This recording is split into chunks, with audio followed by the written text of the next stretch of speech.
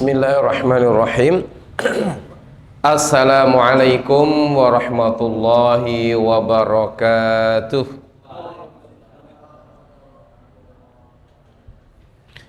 Alhamdulillahi rabbil alamin. Wabihi nasta'inu ala umurid dunya waddin. Wa sallallahu ala sayyidil mursalin Muhammadin sallallahu alaihi wasallam wa ala alihi wa sahbihi ajma'in, amma ba'd. Jamaah sekalian, alhamdulillah kembali kita diberi Allah kemudahan untuk berkumpul, untuk bermujalasah dalam amal yang sangat mulia, yaitu amal ta'allum, tadabbur kitab Allah Subhanahu wa ta'ala. Sebagaimana Nabi kita sampaikan, khairukum man ta'allamal qur'ana wa 'allamahu. Dan juga tadabbur ini sebagai realisasi perintah Allah, a'udzubillahi minasyaitonirrajim, inna anzalna ilaikum kitaban,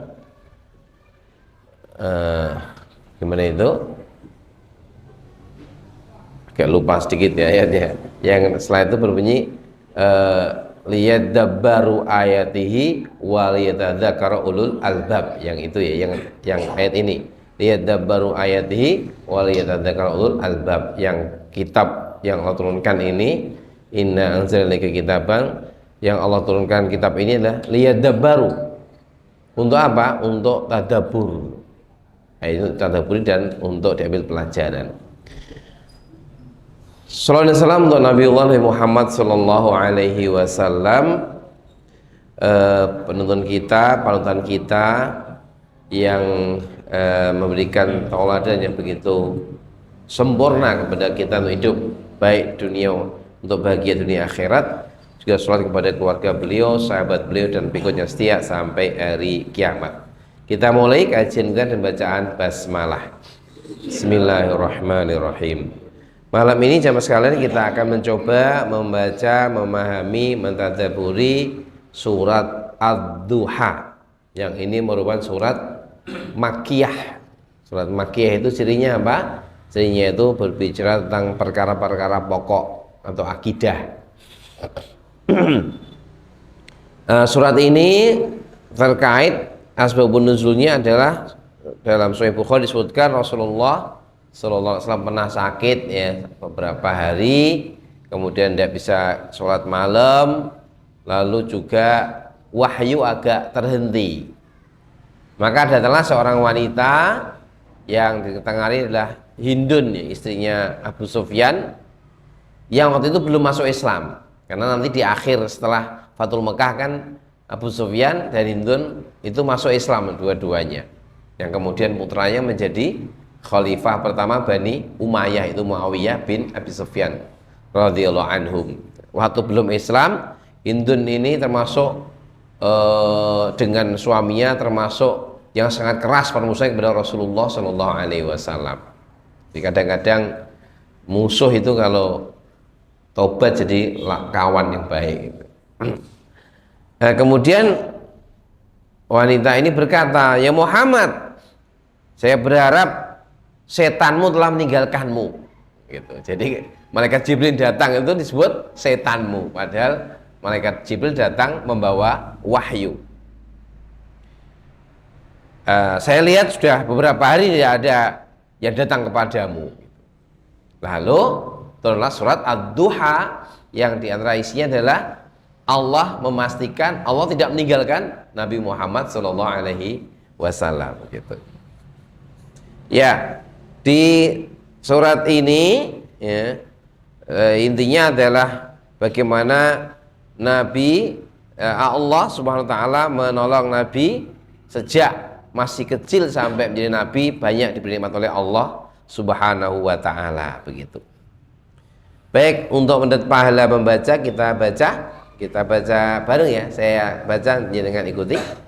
A'udzu billahi minasy syaithanir rajim. Enggak. A'udzu billahi minasy syaithanir rajim.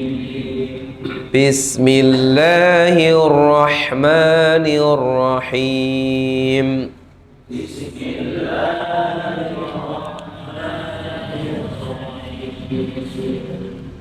Wadduha wal laili idza saja.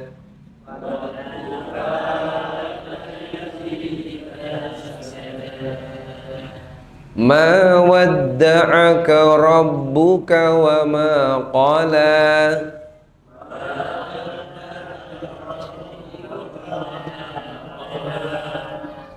Walal akhiratu khairul laka minal ula.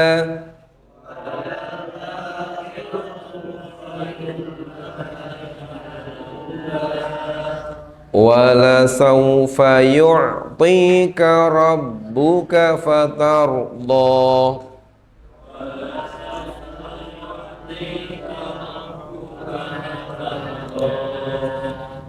Alam yajidka yatiman fa'awa.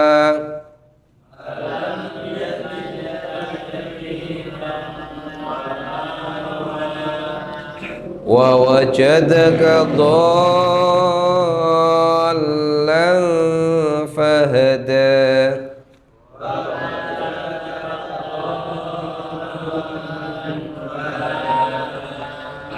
Wa wajadaka 'ailan fa'aghna.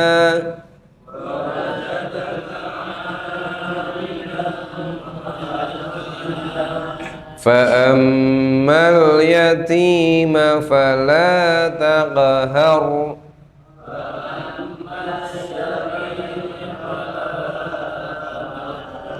Wa ammas sa'ila fala tanhar.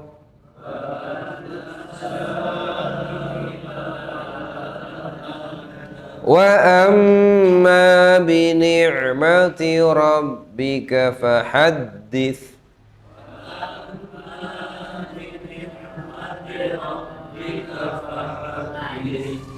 Baik, kita coba langsung ya memaknai, kemudian tafsirnya, kemudian langsung tadabbur tazkiyah per ayat, tidak sampai akhir semua karena nanti terkait waktunya biar sesuai.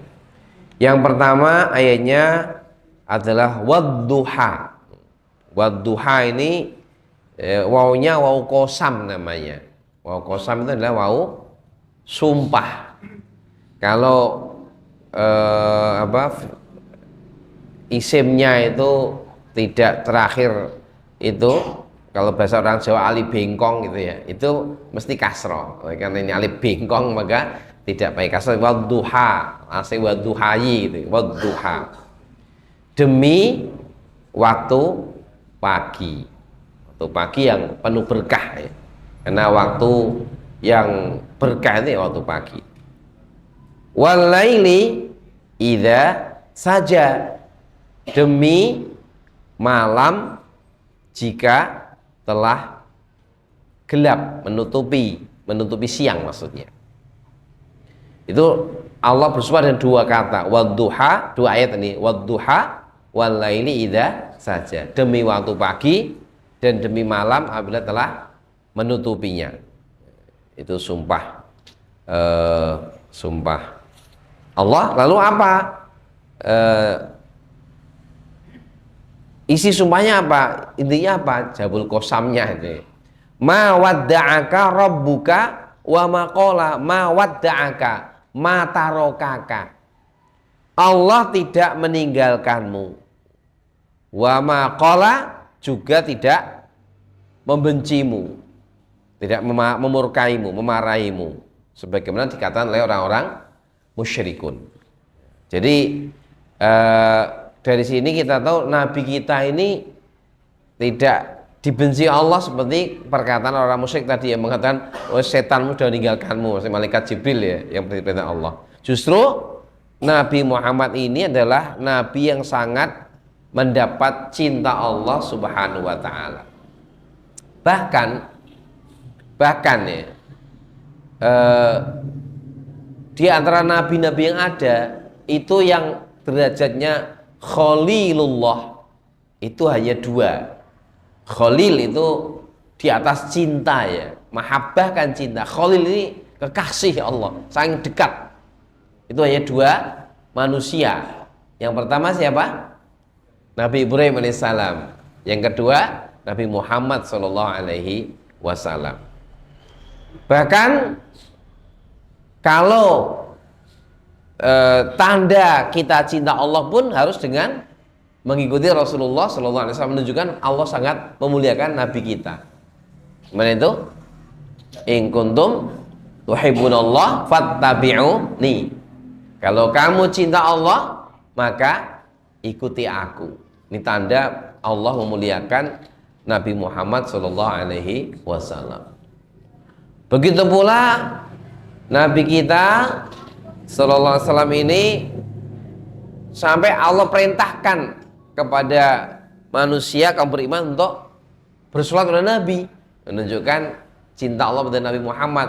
Ya, innallaha wa malaikatahu yusholluna 'alan nabi ya ayyuhalladzina amanu shollu 'alaihi wa sallimu taslima. Jadi ini satu bantahan dan satu realita betapa Nabi kita mendapat kecintaan Allah dan mendapat pertolongan Allah Subhanahu wa taala. Nah, di situ sahabat sekalian, bahwa dari sini kita timbullah keyakinan bahwa orang-orang yang dekat dengan Allah, yang ahli ibadah pada Allah, mesti akan mendapatkan kecintaan Allah, sekaligus Allah akan membantu menolong mereka. Ya. Ini kalau zaman Nabi, jelas Nabi Muhammad SAW sendirian berdakwah, kemudian dalam waktu 23 tahun memiliki sebuah kekuasaan di Madinah dan kemudian menyebar dan akhirnya membentuk sebuah imperium Islam setelah Nabi Muhammad diteruskan oleh Abu Bakar, Umar, Utsman dan seterusnya itu ya, yang sangat luas kekuasaannya. Itu menunjukkan pertolongan Allah Subhanahu wa taala. Jadi kita harus yakin kalau kita ini dekat dengan Allah, kalau kita ini meningkatkan takwa pada Allah, insya Allah Allah tidak meninggalkan kita, bahkan akan menolong kita dan memudahkan kita. Maka saya sering mengingatkan pada anak-anak santri itu, kamu biar hidupmu mudah ke depannya, apa yang harus kamu modalmu apa? Karena kalau melihat apa, Bapak Ibu sekalian, melihat cerita masa depan versi apa namanya, semacam apa ya, terawangan analisa lah tokoh itu kan, ke depan hidup semakin berat, ya kan? Karena apa? Ada 70% pekerjaannya akan diganti oleh AI, kata ini orang-orang yang menganalisa itu. Jadi kedepannya berarti kerjaan berkurang 70%. Gimana nanti kita hidup? Ngeri gitu. Ya itu bolehlah dijadikan semacam apa, langkah-langkah usaha, tapi jangan sampai kengerian kita kemudian melupakan bahwa itu yang kuasa itu Allah. Nah, dalam ayat Quran sudah Allah pastikan, wa may yattaqillaha yaj'al lahu min amrihi yusra. Siapa yang bertakwa kepada Allah, Allah jadikan urusannya itu gampang. Wes mantep be, mantep, kuat ke takwane, ya kuat ke usahane, insyaallah akan ada banyak kemudian urusan. Ini mungkin juga sangat dirasakan oleh terutama para ustadz, para kiai-kiai itu ya. Banyak kiai itu kalau bangun pondok itu rodok-rodok nekat, nggak pakai analisa yang terlalu detail gitu. Ya kedetailan wedi malah harus dong di pondok. Tapi ya Allah berikan kemudahan karena memang nawaitunya itu menolong agama Allah, sehingga akhirnya Allah tolong itu. Intan surullaha yang surgum, kalau kau tolong agama Allah, Allah tolong kalian. Ini juga saya rasakan ya di Darussyahadah pondok saya tinggal itu. Dulu kan yo kecil sekali, muridnya 24, kemudian isinya hutan-hutan, kebun-kebun jati. Ada orang Arab datang itu sampai ngomong, saya nggak ke pondok ini saya ke hutan, ngomong gitu ya. Sambil tertawa-tawa, malam-malam datang dari Saudi kan, orang rangkaian, sambil datang itu tertawa-tawa ngelepon temennya itu, ini saya nggak ditaruh di pondok, ini saya di hutan ini. waktu tahun 2000-an itu saya pas baru awal terus syahada itu. Tapi ya Masya Allah, Alhamdulillah Allah mudahkan, Allah kembangkan sekarang. Jadi kan yang belum pernah ke Darus Syahadah mungkin, yang pernah dia ke Darus Syahadah sekarang datang mungkin ya rodok sidik, kaget sidik gitu ya. Masjidnya sekarang Masya Allah ya, luasnya 56 sampai 36. Ini karunia Allah, itu dari sisi fisiknya. Kemudian dari sisi pertolongan Allah ya, di Darus Syahadah ini kita punya anak asuh, tahu enggak berapa Pak? 250 juta per bulan. Itu apa namanya, orang-orang yang belum punya kemampuan itu hitungannya per bulan itu kita mengurangi pendapatan SMP itu 250 juta. Durung saya nunggak itu miliaran. Kena dipikir itu kayak bentoyong. Saya pernah mikir sampai tenanan tapi lupa menggantung pada Allah. Untuk mikir malah aku kayak stres, apa bukan stres ya, pening kepala saya. Kalau mikir wah ngopi. Tapi aku ya Allah, bismillah, Allah yang punya pondok, pokoknya dengerin Allah sambil usaha, alhamdulillah ya Allah berikan jalan aja. Itu untuk nekat-nekat itu nek wong pondok ya. Ini hitungan sekolah resmi itu ya mungkin tak masuk, tapi itulah Allah mengendaki. Kalau kita nolong agama Allah, pasti Allah akan menolong kita. Keyakinan harus kita kuatkan. Ini contoh bagaimana Allah memastikan Allah tidak akan meninggalkan Muhammad, apalagi Nabi yang jelas diutus oleh Allah, tidak akan ditinggalkan. Itu ya. Jadi apa dari ayat ini kita yakin Allah tidak akan meninggalkan Nabi, dan tentunya kita ambil sebuah pelajaran bagi kita.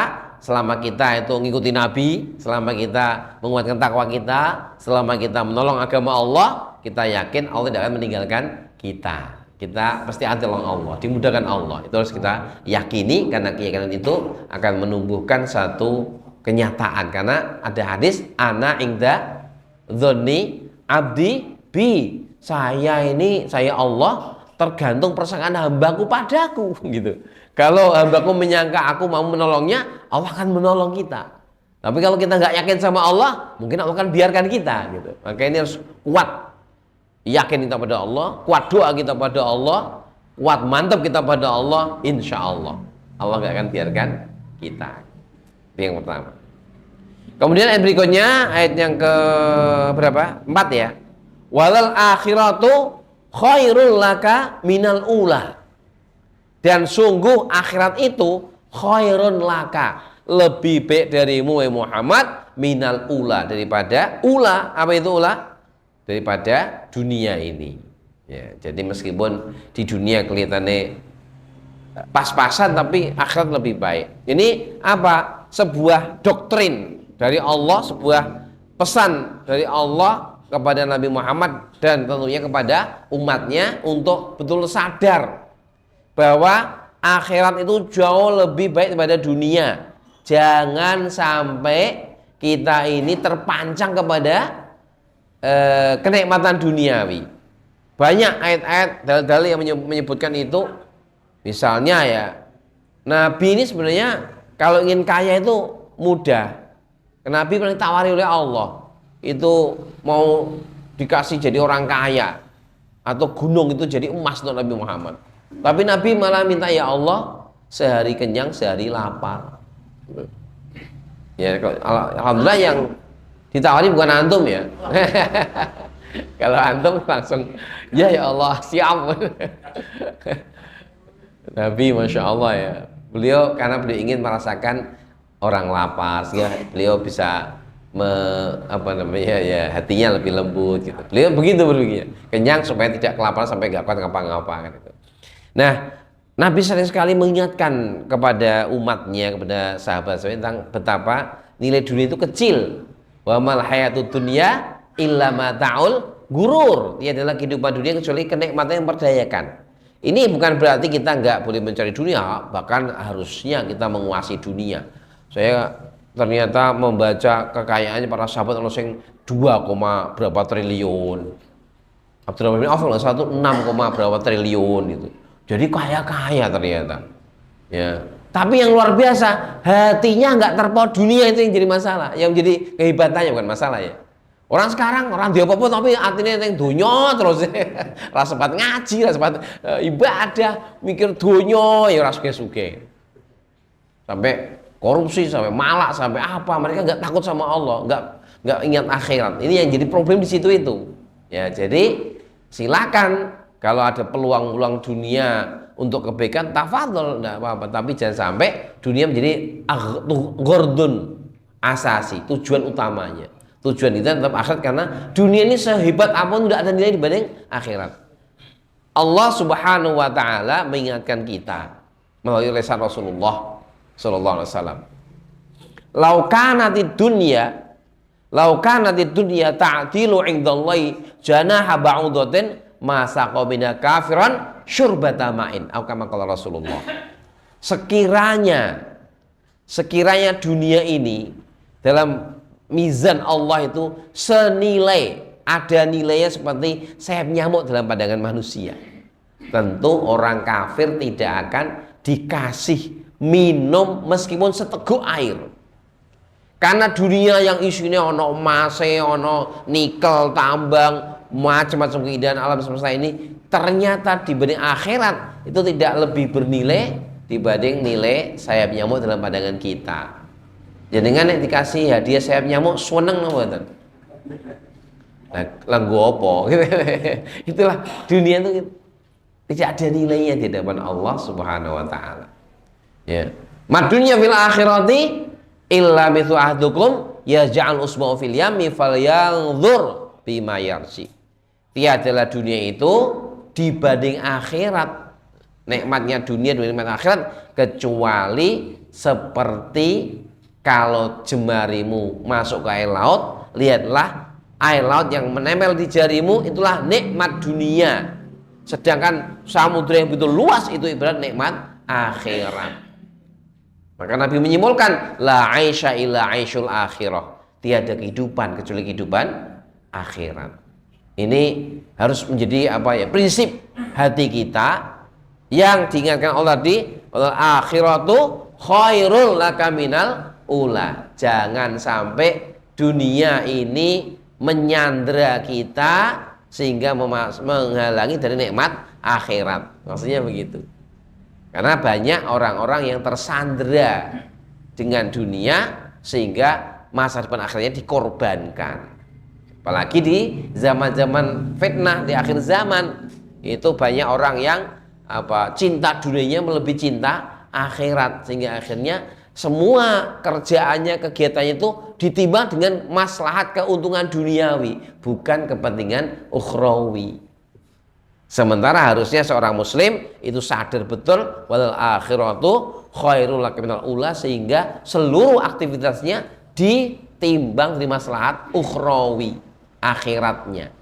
Saya kok bekerja, apa toh akhiratnya? Oh, saya diwajibkan Allah menyukupi kehidupan keluarga. Bismillah, niatnya bismillah gitu. Istri juga begitu.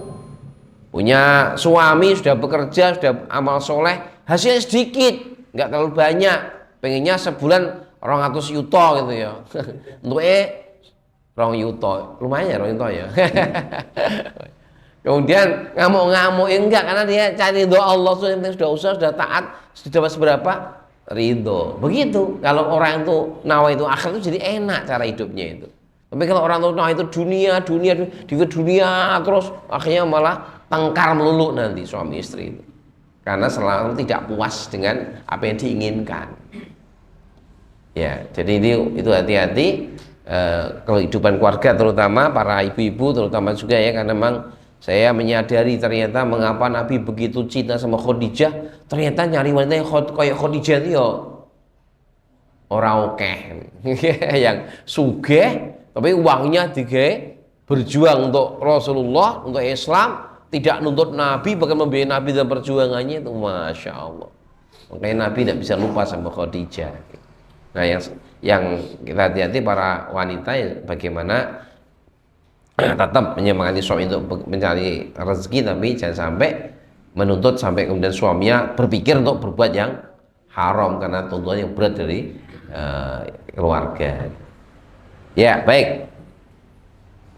Nabi SAW pernah itu ya, saya ulangi, pernah tiduran kemudian bangun, nampak punggungnya itu tanda-tanda ini pelepah kurmanya itu karena tidur di atas pelepah kurma.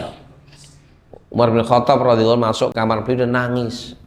Ya, melihat Nabi yang orang mulia, kekasih Allah, hidupnya menderita sederhana sekali.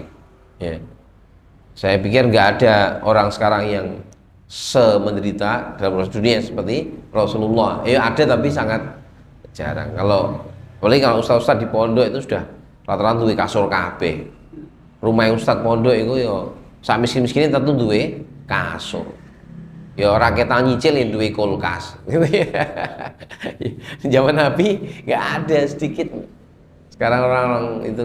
Tapi apa ketika Umar bin Khattab nangis, Nabi malah memberitahu, ya Umar, ma dunya mali wali dunya. Ya Umar, apalah arti dunia bagiku? Illaka raqibin saraf yawmin saifin. Saya itu hanya seperti seorang pengembara yang berjalan di tengah-tengah terik matahari. Fastadhulla sa'atan nahar. Lalu aku sudah sebentar di bawah pohon, sebentar saja. Tsumma rahawataraka, kemudian saya tinggalkan dunia itu. Jadi beliau sangat sadar dunia itu sebentar sekali.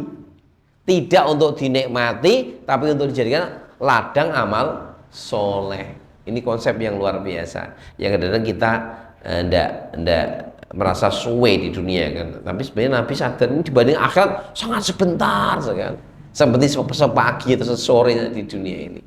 Nah, Allah telah janji dari Nabi, wal akhiratu khairul laka minal ula. Nanti Nabi akan diberi Allah makom yang mahmuda. Maka kita setiap habis adzan kan disunahkan doa gimana itu? Allahumma rabbana wa tamah wa sholatil qaimah ati muhammadanil wasilah wal fadilah wa ba'athu maqama mahmudan. Ya, karena ada di surga itu ada tempat yang sangat mulia yang hanya untuk satu orang, namanya al-wasilah. Nah, Nabi berharap untuk Nabi Muhammad Shallallahu Alaihi Wasallam. Kita mendoakan dan tentunya kalau Nabi memang orang terbaik ya mesti akan mendapatkan tempat yang Allah berikan. Jadi Nabi nanti mendapatkan tempat yang sangat indah di wasilah di apa? Kayak mungkin kayak kalau di bumi itu kayak perumahan ya. Perumahan Jannatul Firdaus. Nanti kalau antum pengen menjadi tetangganya Nabi, ya itu minta surga Firdaus yang paling tengah, paling tinggi, paling dekat dengan Allah, paling dekat dengan arsy-Nya Allah Subhanahu wa taala. Jadi antara supaya bisa ke sana itu apa? Suka menolong anak yatim. Ana wa kafil yatim wal aramalati kahakataini fil jannah. Saya tanya nolong anak yatim, janda-janda miskin seperti dua jari ini dari hari kiamat. Itu kalau diantara amal yang mendekatkan diri pada Nabi Sallallahu Alaihi Wasallam. Ya. Maka kalau minta ya mintalah surga Firdaus gitu. Baik itu, maka mari kita berusaha hati kita ini terpautnya ke akhirat. Sehingga amal-amal dunia kita timbang ini manfaat atau akhirat tidak. Ini Allah ridho tidak. Ini menuju surga Allah tidak, kita ke situ arahnya. Kalau ditawari apa, ditawari macam-macam, ke situ arahnya. Bukan dunia dulu. Ada tawaran, ini apalah mungkin ya. Tambang saja tambang. Tapi mainnya pakai aturan yang melanggar syariat, ya hati-hati. Jadi ada peluang apa ini? Peluangnya mungkin nyeludupkan apa? Ya dunia mungkin besar, tapi nanti akhirnya bagaimana? Jadi orang yang beriman akan mementingkan akhirat yang lebih baik, jauh lebih baik daripada dunia yang tidak ada nilai dibanding kenikmatan akhirat. Tinggal kita terus harus sering menyadari, mengingat betapa kecilnya dunia, betapa sangat indahnya akhirat, sehingga kita tidak kepencut dengan dunia, tapi kita terus merindukan Allah, merindukan surganya Allah Subhanahu wa ta'ala. Kesempatan hidup ini bukan untuk berfoya-foya, tapi untuk beriman dan beramal soleh.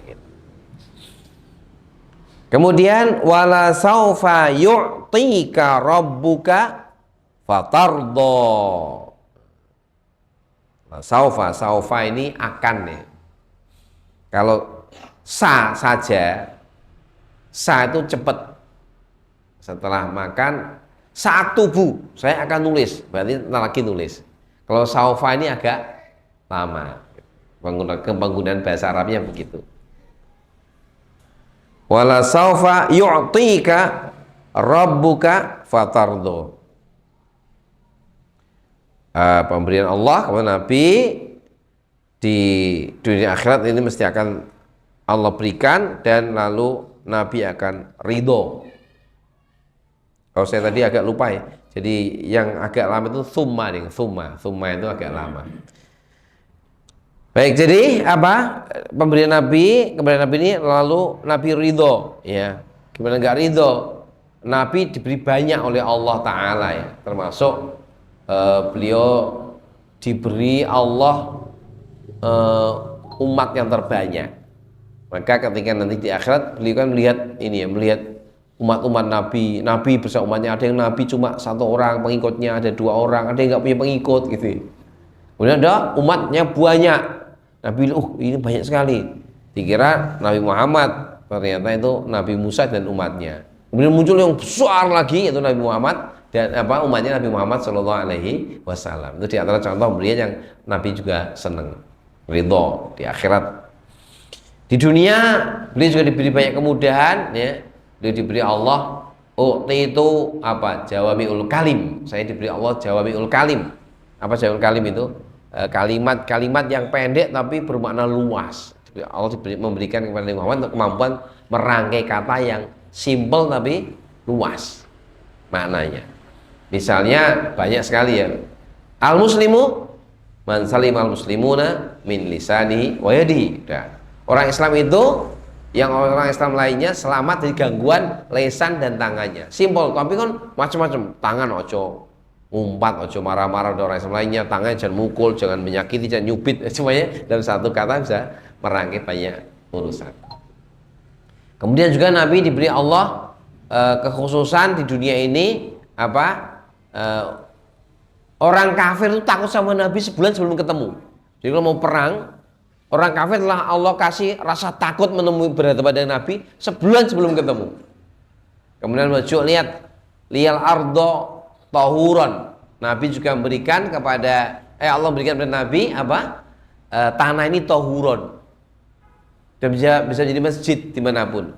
Ya, jadi kita kalau di hutan dimanapun bisa sholat di mana-mana. Tidak harus di tempat tertentu. Itu di antara pemberian Allah kepada umat Muhammad. Dan banyak lagi pemberian-pemberian, termasuk Allah tidak akan membuat umat Islam ini dalam kondisi kelaparan secara menyeluruh saat dunia, itu tidak. Ada janji Allah seperti itu. Itu pemberian-pemberian kepada Nabi dan umatnya di dunia sebagai pemuliaan dari Nabi Muhammad SAW diantaranya. Di akhirat ya banyak lagi, beliau jadi pemberi syafaat kepada seluruh manusia di padang mahsyar. Beliau bisa berikan syafaat kepada umatnya, syafaat untuk angkat derajat, syafaat untuk biar keluar dari neraka, syafaat dan sebagainya. Beliau diberi Allah tempat yang sangat mulia di surga. Itulah pemberian yang membuat Nabi ridho.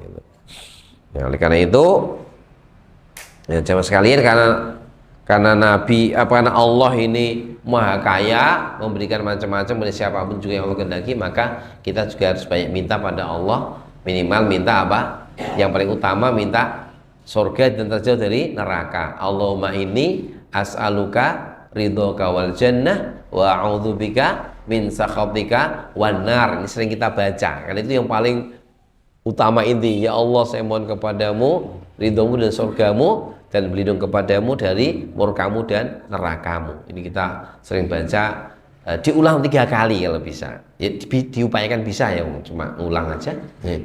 Allahumma inni as'aluka ridhaka wal jannah wa a'udzubika min sakhatika wan nar 3 kali. Karena apa? Ada hadis, siapa yang minta surga 3 kali, man sa'alallaha al jannata 3 marrat qalatil jannatu, surganya berkata, ya Allah, jauhkanlah orang, masukkanlah orang itu kepadaku. Surga berkata, minta pada Allah agar orang yang minta surga itu dimasukkan. Yang berlindung dari neraka 3 kali, ya Allah, jauhkanlah orang itu dari aku neraka. Itu kalau bisa kita sering minta pada Allah, utamanya minta itu. Lainnya silakan, karena Allah Maha Pemberi, Allah Maha Kaya, Allah Ghani, Allah Maha Pemberi. Sampai disebutkan dalam hadis yang lain, hadis qudsi, bahwa Allah berfirman, sekiranya manusia dari bangsa jin dan sekiranya manusia dari yang pertama sampai terakhir, dari bangsa jin dan manusia berkumpul semuanya, dan semuanya minta kepadaku Allah satu persatu, minta semua, dan aku kabulkan semua permohonannya. Mana qusamin mulki illa kama yang kusul ma'il bahri bil mikhyat, kama qala Rasulullah. Maka kekayaan Allah, kekayaan kerajaan Allah itu tidak berkurang dengan permintaan seluruh makhluk, kecuali seperti berkurangnya air laut jika diambil dengan mikhyat. Mikhyat itu apa? Jarum. Bisa bayangkan ya, laut yang begitu luas diambil pakai jarum. Seberapa yang kurang dari laut itu? Sedikit sekali. Itu menunjukkan Allah Maha Kaya, Ghani. Maka kita perbanyak minta pada Allah, karena Allah suka memberi. Allah suka memberi, bukan hanya kepada Nabi, termasuk kepada umat Islam. Maka kita harus banyak minta pada Allah. Minta apa saja, hal-hal yang kita usahakan kita minta. Kita minta itu sebagai tanda kita memang tidak kuasa kecuali atas pertolongan Allah. Kita menyadari la haula wala quwata illa billah, maka minta. Sampai Nabi sampaikan, sampai sendalmu putus minta sama Allah. Ya, minta sama ya Allah, minta apa? Semua ini menunjukkan kita pasrah tawakal pada Allah Subhanahu wa taala. Nanti usahanya tetap jalan gitu ya. Nah, itu semoga nanti kita juga mendapatkan banyak yang telah Allah berikan kepada kita. Kemudian ayat-ayat berikutnya menceritakan tentang kondisi Nabi waktu masih kecil. Alam yajidka yatiman fa'awa. Tidakkah Allah mendapatimu yatiman, yatim, lalu Allah awa itu tempat kembali, memberikan tempat untuk berlindung ya. Itu bagaimana Nabi SAW yatim kemudian dilindungi oleh siapa setelah ibunya meninggal? Kakeknya ya Abdul Muthalib. Bukan, beliau belum masuk Islam ya, Abdul Muthalib. Kemudian setelah itu meninggal diganti oleh Abu Thalib. Ya, beliau dikasih Allah perantara untuk seperti itu. Baik, oleh karena itu Nabi sangat perhatian kepada anak-anak yatim juga, sampai beliau tadi ya, ana kafil yatim wal armalati ini fil jannah. Kemudian wajadaka ailang fa'aghna, dan Allah mendapati Muhammad ailang, miskin, lalu aghna, Allah mencukupi ya, karena Allah itu tadi apa? Ghaniyun, Allah al-ghani, Allah mencukupi, sehingga akhirnya beliau menjadi orang yang berkecukupan ya. Ketika nikah sama Khadijah, beliau semakin kaya karena menjadi penggerak dagang bersama istrinya. Sampai menjelang kenabian beliau masih menjadi pedagang yang sukses. Kemudian setelah jadi nabi baru beliau berhenti dari berdagang, nggak sempat dagang karena sibuk dakwah gitu. Nah, dalam hadis, dalam keterangan ini bahwa beliau Rasulullah diberi Allah kecukupan dari kekurangan berupa harta, dan juga diberi Allah kecukupan berupa kitab Allah Subhanahu wa taala. Maka ini sekali lagi kita juga harus yakin ya dengan pencukupan Allah kepada Nabi Muhammad dan kepada kita ya. Insya Allah kalau kita baik-baik sama Allah, Allah suka baik sama kita gitu. Allah kasih kita kecukupan, dan rezeki ini kita harus sadari tidak hanya berbentuk uang, tapi diberi Allah kesehatan, diberi Allah istri yang solehah kalau laki-laki, kalau perempuan dikasih suami yang soleh. Ini rezeki yang besar sekali. Anak-anak yang baik itu juga kecukupan dari Allah yang harus kita syukuri dan kita minta terus pada Allah akan mendapatkan kecukupan berupa keluarga yang baik tadi. Kemudian ayat berikutnya, yang berikutnya terakhir adalah perintah Allah untuk bersikap kepada orang-orang yang butuh diperbaiki. Fa'amal yatima fala taqhar. Kepada anak yatim jangan membentak. Nah, ini termasuk adab, kita dilarang untuk menyakiti anak-anak yatim dalam bermuamalah. Bahkan kita disuruh untuk apa? Memuliakan anak yatim. Dan nanti Pak, ini sekali saya infokan ya Pak ya, di Darussyada itu ada rumah yatim plus ibunya, yatim dan janda. Nanti kalau jenengan ada kenalan tetangga anaknya yatim, ibunya janda, itu bisa didaftarkan dipinjemi rumah. Jadi ada rumah di Cilak, nanti rumahnya ya kecil, itu ada 20 rumah tapi rumah-rumah sak kamar, rumah kamar itu. Jadi harapannya anaknya yatim perempuan plus ibunya di situ nanti gratis, rumahnya gratis, ber-AC juga, lumayan ya. Kemudian kalau nggak salah tiap bulan juga dikasih uang saku 300.000 anaknya itu. Jadi itu kalau ada mungkin yang butuh rumah tinggal itu bisa nanti mendaftar ke Ustadz Mukorobin gitu. Bisa dicari, tapi kemarin dari donaturnya minta yang anaknya perempuan. Laki-laki ya sudah mondok-mondok tapi yang bersamanya itu anak perempuan, diutamakan masih kecil-kecil gitu. Bisa. Kalau santunan janda dari sini ada yang ikut ya Pak? Sambi nggak tahu ya Pak, ini sudah habis disimo kali ya. Insya Allah ada santunan janda di Darussyada, tapi mungkin dari yang terdekat mungkin. Ya, ini anak yatim ini adalah amanah. Jadi insya Allah rumah terbaik itu rumah yang juga ada ngurusi anak yatimnya. Tapi kalau tidak diperbaiki baik hubungannya, tapi kalau nanti kita mendolimi anak yatim, dosanya sangat besar. Wa masailah falatanhar. Demikian pula pada orang yang minta-minta jangan dibentak. Ya, jadi orang yang minta ini kita tidak boleh bersikap kasar. Ya, kalau bisa diberi.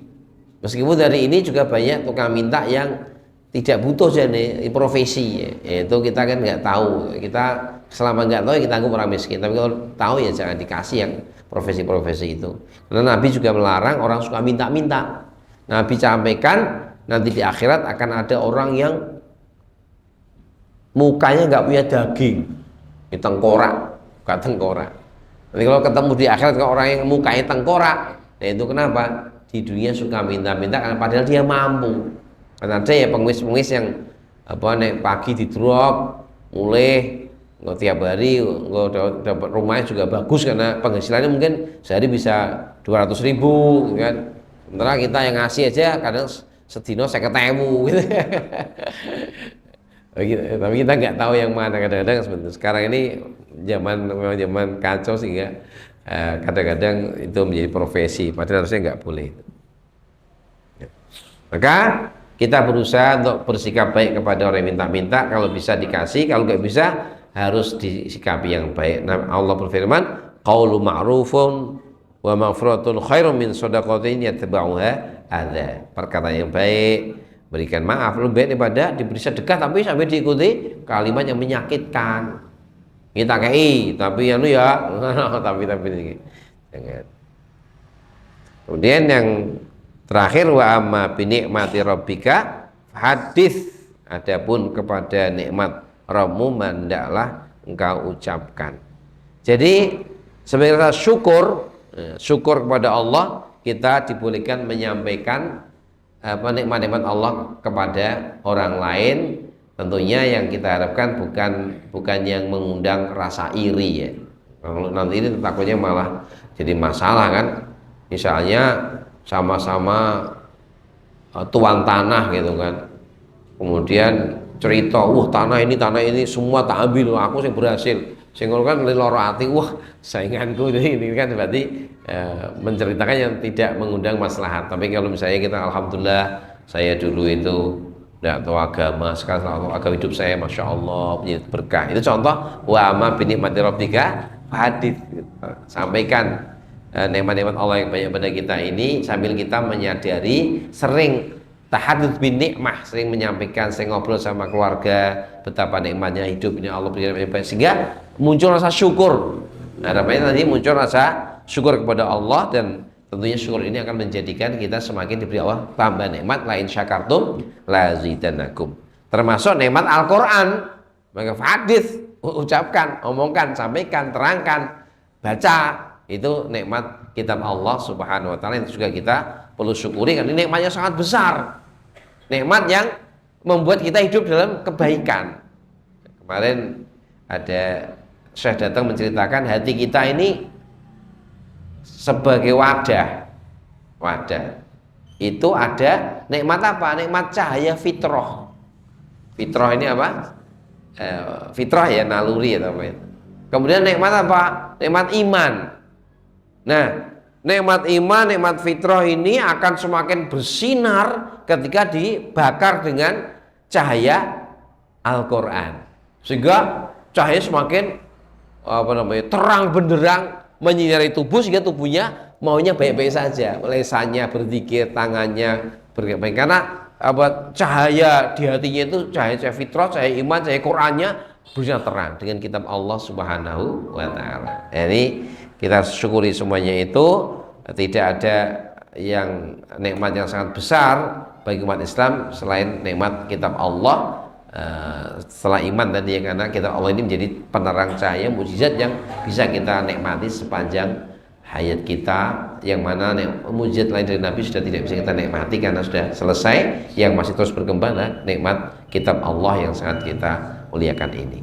Demikian jamaah sekalian, sehingga apa ini kesimpulannya banyak ya.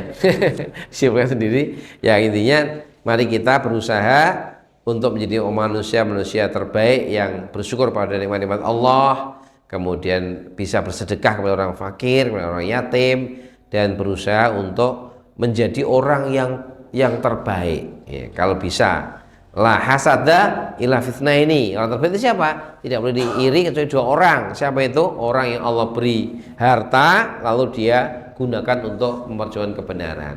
Yang kedua, yang Allah berikan hikmah, kitab Allah dan sunnah, dan dia mengerjakannya dan mengajarkannya setiap saat. Itu orang terbaik yang bisa kita lakukan. Semoga Allah Subhanahu wa taala memberikan kita kekuatan untuk mempraktekkan ayat-ayat mulia ini, sehingga surat duha tidak hanya bacaan tetapi menjadi ayat yang berjalan dalam kehidupan kita semuanya.